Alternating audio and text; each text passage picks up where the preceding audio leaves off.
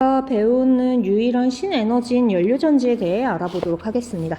연료전지 같은 경우에는 수소와 산소가 만나서 물이 되는 화학적인 반응을 이용해 전기에너지를 생산하는 방식입니다.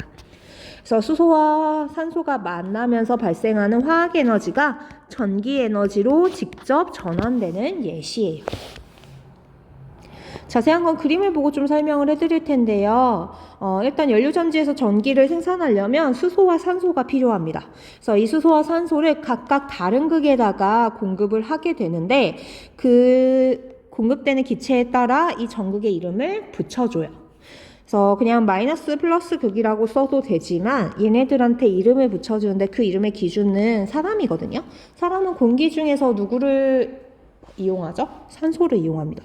그래서 산소가 공급되는 플러스 극을 공기전극이라고 불러줘요.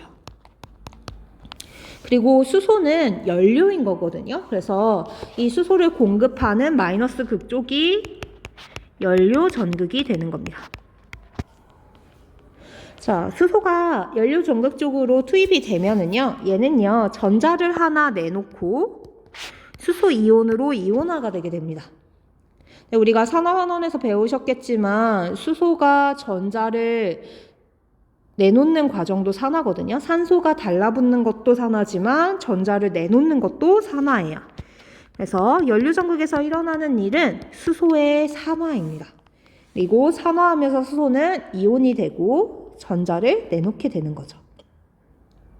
자, 이때 전자를 내놓고 이온이 된 수소 이온은요, 가운데 두 극을 연결하는 그 두 극 사이에 있는 전해질을 타고 공기전극 쪽으로 이동을 하게 됩니다. 그리고 공기전극과 연료전극은 전선으로 연결이 되어 있거든요.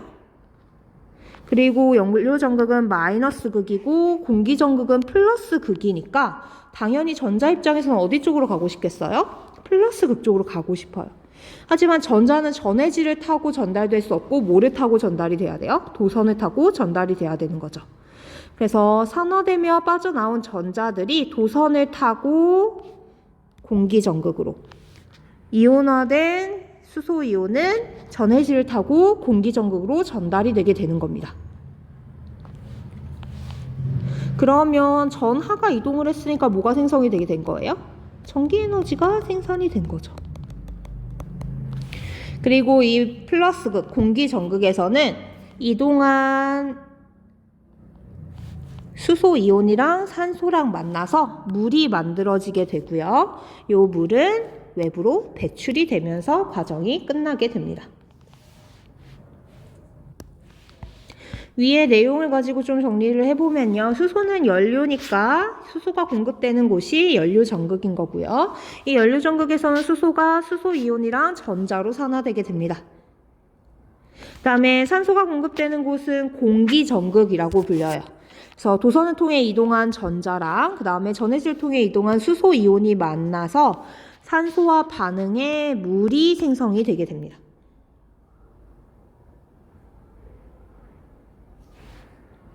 자, 이 과정에서 전자가 도선을 통해 연료전극에서 공기전극으로 이동하는데, 그러면 전자의 이동은 연료전극에서 공기전극인 거고, 전자의 이동 방향과 전류의 방향은 서로 반대거든요.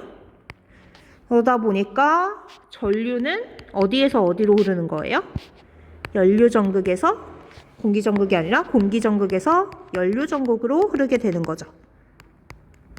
그럼 당연히 전류는 플러스에서 마이너스로 흘러야 되니까 공기전극이 플러스인 거고 연료전극이 마이너스가 되는 겁니다. 이게 끝이에요.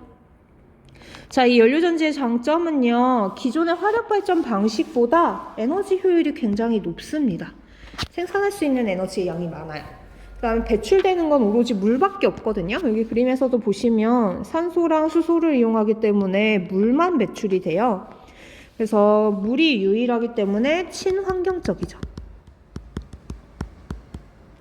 그리고 당연히 그냥 수소랑 산소랑 만나는 화학적 반응이고 물 배출되고 이렇기 때문에 소음이 거의 발생하지 않는다라는 큰 장점이 있습니다.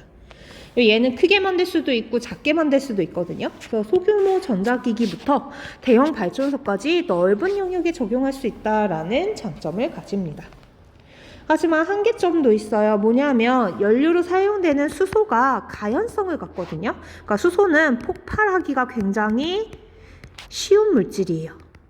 그럼 당연히 얘를 대량 생산해서 저장하고 운송하는데 기술적인 문제들이 발생할 수밖에 없어요. 일단 수소 자체가 우주에는 풍부하지만 지구 내에서는 수소 양이 한정적이거든요. 그래서 대량 생산 자체도 어려울 뿐 아니라 대량 생산을 한다 하더라도 얘를 저장하거나 운송하는 과정에서 조금이라도 화재가 발생을 하면 그냥 꽝 하고 폭발을 해버리게 되는 거잖아요. 그래서 이러한 문제점들, 위험성을 해결해야 된다라는 한계가 존재를 합니다. 자, 지금까지 우리가 여러 가지 에너지의 생산 방식을 알아봤어요. 네, 에너지를 생산하는 것도 중요하지만 사실 우리가 생산한 에너지를 좀 아껴 쓰고 더 잘 활용하는 것도 중요합니다. 그래서 정리를 해보자면 현대과학의 노력으로 화석 연료를 대신할 수 있는 신재생 에너지들을 많이 개발을 했습니다. 그리고 이걸 활용해서 에너지 문제를 해결하고자 했죠.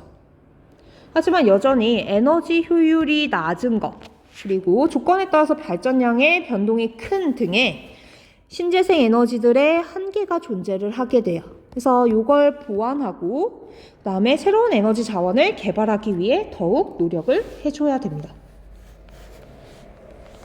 네, 사실 지금 말하는 것처럼 개발도 중요하지만 추가로 에너지를 최대한 활용하고 아끼는 것도 중요해요. 그래서 우리 적정 기술이라고 하는 게 한동안 굉장히 핫했었죠. 적정 기술. 이때 적정 기술이라 하면 뭐냐면 어떠한 공동체가 있으면 이 공동체의 수준에 맞는 가장 단순한 기술을 이야기를 합니다. 그러니까 어떤 특정한 공동체가 갖는 환경들이 있을 거 아니에요. 얘네들의 환경에 맞게 맞춰서 가장 쉽게 에너지를 활용할 수 있는 기술을 얘기해요. 그래서 여러분들이 중학교 때 많이 봤던 내용들입니다. 얘들 이제 생명빨대죠. 식수가 부족한 국가에서는 이 생명빨대, 필터가 달려있는 생명빨대로 물을 섭취하면 자동으로 정수가 되게 하는 거. 그 다음에 이제 두 번째 그림은 큐드럼입니다. 우리가 물을 길러 먼 곳까지 걸어가야 되는 국가들이 있어요. 뭐 아프리카 쪽이라든가 이러한 대륙 쪽에는 물을 구하기가 어려워서 굉장히 먼 거리를 이동해야 되는데 물을 들고 이동하는 건 힘들잖아요. 그래서 물통 자체를 이렇게 드럼 형태로 만드는 겁니다. 원통 형태로. 그러면 물을 가득 담고도 질질 끌고 오면 되니까 훨씬 더 쉽습니다. 요새는 여기에다 더해서 여기 에부에 코일을 설치해요. 그러면 이 물통 자체가 돌아가면서 전자기 유도 현상이 일어나 이때 발생한 전기 에너지를 배터리에다가 저장을 해서 집에서 활용할 수 있도록 하는 기술도 나왔습니다. 그 다음에 평균 온도가 좀 높은 지역에서는 평균 온도가 조금 높고 그 다음에 건조한 지역에서는 냉장고 대신 이러한 애들을 사용을 해요.